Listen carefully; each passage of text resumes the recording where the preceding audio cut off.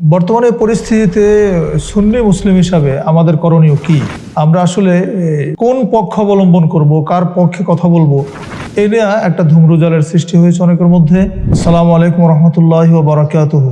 ইন্নাল হামদুলিল্লাহি ওয়াহদা ওয়াসসালাতু ওয়াসসালামু আলা মান লা নাবিয়্যা বা'দা।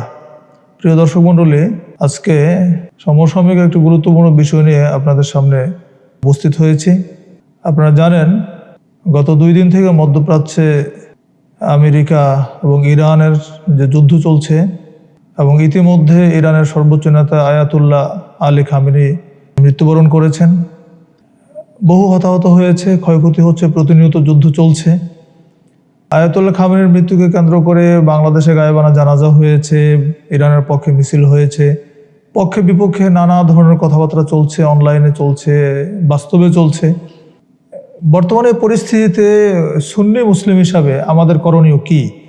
আমরা আসলে কোন পক্ষ অবলম্বন করব, কার পক্ষে কথা বলবো, এই নিয়ে একটা ধূম্রজালের সৃষ্টি হয়েছে অনেকের মধ্যে। অনেকে প্রশ্নগুলো আমাদেরকে করছেন। তো এই বিষয়টা নিয়ে আজকে সংক্ষেপে আমরা আমাদের অবজারভেশনটা আপনাদেরকে জানানোর জন্য উপস্থিত হয়েছি। আমরা প্রথমে যে বিষয়টি বলবো সেটি হচ্ছে যে এই যুদ্ধটা আসলে কোনো হক বাতিলের যুদ্ধ নয়, বা ঈমান আকীদার কোনো যুদ্ধ বা লড়াই এটা নয়। এটা হচ্ছে মূলত আধিপত্যবাদের একটা লড়াই।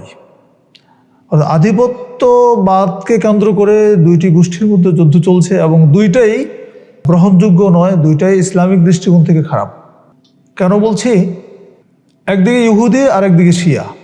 মূলত মধ্যপ্রাচ্য কেন্দ্রিক রাজনীতির বা মধ্যপ্রাচ্যকে শাসন করা, মধ্যপ্রাচ্যে তাদের আধিপত্য বিস্তার করার জন্যই মূলত দুই দেশের মধ্যে এই লড়াই।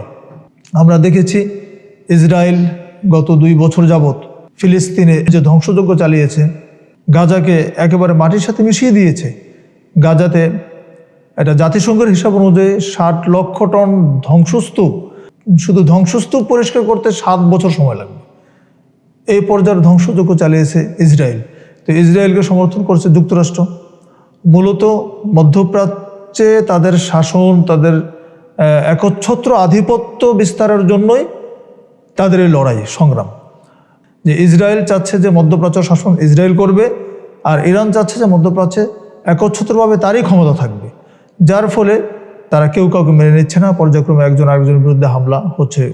সংঘাতের পক্ষে আমরা কেউ না। আমরা সুন্দর সংঘাত বা যুদ্ধ, তার যে নেগেটিভ যে সাইডগুলো আছে এগুলো আমরা সকলে জানি। আমরা একটু পরে বিষয়টা একটু আলোচনা করব। তার আগে আমরা যে বিষয়টা বলতে চাচ্ছি সেটা হচ্ছে যে আজকে যে ইরান বা শিয়াদের ক্ষেত্রে ইসলামের দৃষ্টিভঙ্গিটা কি? শিয়ারা আসলে কারা? বিশেষ করে শিয়াদের মধ্যে অনেকগুলো দল আছে, গ্রুপ আছে। তার মধ্যে রাফিজি শিয়া যারা, এই দলটা হচ্ছে সবচেয়ে জঘন্য।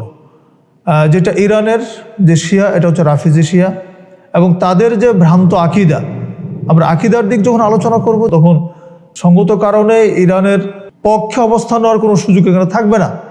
কারণ শিয়ারা এমন একটি দল যারা ইসলামের অন্যতম খোলাফা রাশেদা, যারা খলিফা, যারা 3 জন খলিফা, হযরত আবু বকর সিদ্দিক রাদিয়াল্লাহু আনহু, ওমর ফারুক রাদিয়াল্লাহু আনহু এবং ওসমান বিন আফফান রাদিয়াল্লাহু আনহু, এই 3 জনকে তারা কাফের ফতোয়া দিয়েছে। এবং এমনকি তারা কোরআনুল কারীমের বিকৃতিতে বিশ্বাসী। তাদের আকীদা হচ্ছে যে কোরআনুল কারীম আসলে 30 পারা না, এটা ওসমান রাদিয়াল্লাহু আনহু এটা কাটছাট করে 30 পারা করেছেন। নাউযুবিল্লাহ মিন যালিক। কোরআন মূলত 90 পারা। এটা হচ্ছে তাদের আকীদা, তাদের বিশ্বাস। তারা কোরআনকে বিকৃতি করা হয়েছে এই দাবি পেশ করে। এমনকি রাসূল করিম সাল্লাল্লাহু আলাইহি ওয়াসাল্লামের স্ত্রী বা আয়েশা সম্পর্কে তাদের কটূক্তি, তাদের বাজে মন্তব্য, সাহাবীদের সম্পর্কে, তাবিঈদের সম্পর্কে, তাবিঈদের সম্পর্কে। অথচ রাসূলুল্লাহ সাল্লাল্লাহু আলাইহি ওয়াসাল্লাম, সেই বুখারী হাদিস, রাসূলুল্লাহ সাল্লাল্লাহু আলাইহি ওয়াসাল্লাম স্পষ্ট বলে দিয়েছেন, লা তাসুব্বু আসহাবি, তোমরা আমাদের সাহাবীদেরকে গালি দিও না।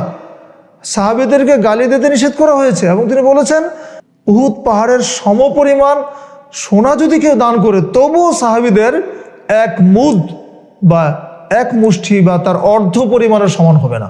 সুবহানাল্লাহি ওয়া বিহামদিহি। দেখুন সাহাবাদের মর্যাদা কত বেশি, অথচ শিয়ারা সাহাবীদেরকে গালি দিচ্ছে। শুধু তাই নয়, সাম্প্রতিক সময়ে মানে মধ্যপ্রাচ্যের রাজনীতির দিকে যদি আমরা একটু দৃষ্টি নিক্ষেপ করি তাহলে আমরা দেখব যে ইরানের যে ভূমিকা ছিল, বিশেষ করে সিরিয়াতে, মিশরে, তারা সেখানে হাজার হাজার সুন্নি মুসলমানকে হত্যা করেছে। তো এইভাবে সুন্নিদের পিছনে তাদের সব সময়, অর্থাৎ সুন্নিদের বিরুদ্ধে মানে ইসলামের বিরুদ্ধে তাদের অবস্থান।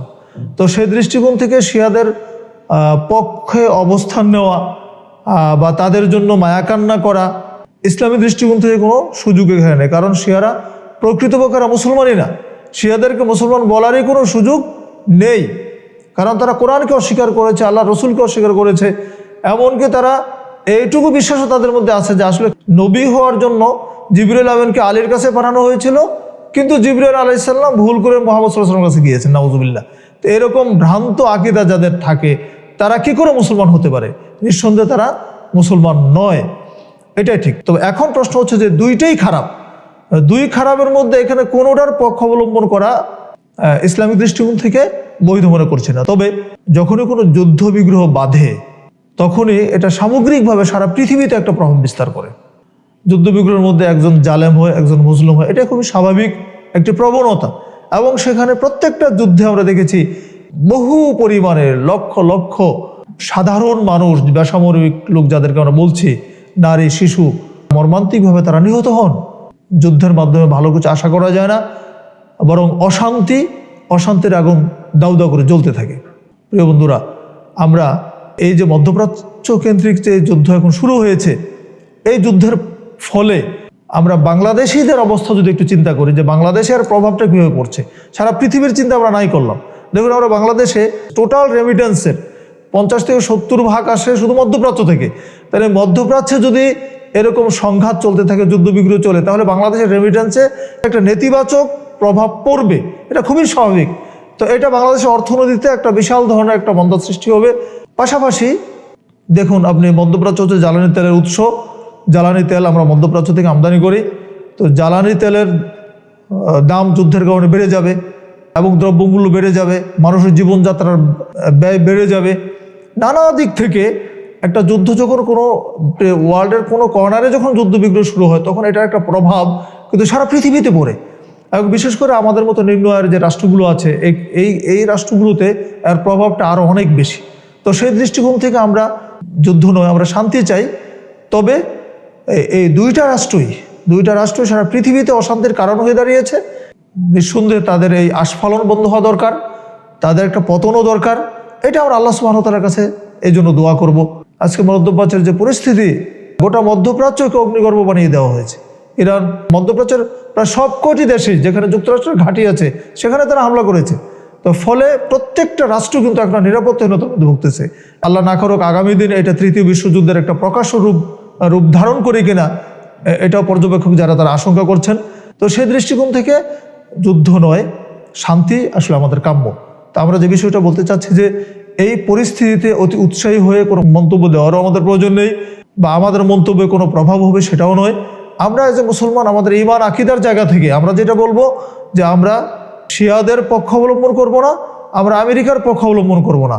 কারণ এই দুইটাই আসলে খারাপ, দুইটা গোষ্ঠী ইসলামের জন্য হুমকি, এই দুইটা জাতি সুন্নিদের জন্য চরম হুমকি। কাজে এদের দুই দলেরই পতন হওয়া দরকার। যে কোনোভাবে আল্লাহ সুবহানাহু ওয়া তাআলা চাইলে এদের পতন হবে, এবং এদের পতনের মধ্য দিয়েই ইনশাআল্লাহ সারা পৃথিবীতে আবার হয়তো শান্তি প্রতিষ্ঠিত হবে ইনশাআল্লাহ। এটা আমাদের কামনা, এটা আমরা আশা করি। আমরা আল্লাহ সুবহানাহু ওয়া তাআলার কাছে ফয়সালা চাই, তিনি এর কল্যাণমূলক একটা ফয়সালা করে দেন, যে ফয়সালার মাধ্যমে সুন্নিদের যেন একটা অবস্থান তৈরি হয়, এবং সুন্নি মুসলিম যারা আমরা আছি সুন্নিদের যেন মধ্যপ্রাচ্যে তাদের একটা প্রভাব যেন প্রতিষ্ঠিত হয়, সেইটা আমরা আল্লাহ সুবহানাহু ওয়া তাআলার কাছে কামনা করব। আমরা কারো পক্ষ নিয়ে নয়, আমরা দুই পক্ষই খারাপ, দুই পক্ষের বিরুদ্ধে আমাদের অবস্থান থাকবে ইনশাআল্লাহ। সম্মানিত দিনী ভাইয়েরা, আশা করি আমাদের এই অনুভূতিটা সংক্ষেপে বুঝাতে পেরেছি। এটি হচ্ছে আমাদের বক্তব্য। আমরা আবারও পরবর্তীতে বিষয়গুলো নিয়ে আরও বিস্তারিত আলোচনা নিয়ে আপনাদের সামনে উপস্থিত হবো ইনশাআল্লাহ। আজকে সংক্ষেপে এটুকু বলে আমরা শেষ করতে যাচ্ছি। আখিরি দাওয়ান আলহামদুলিল্লাহ রাব্বিল আলামিন। আসসালামু আলাইকুম ওয়া রাহমাতুল্লাহি ওয়া বারাকাতুহু।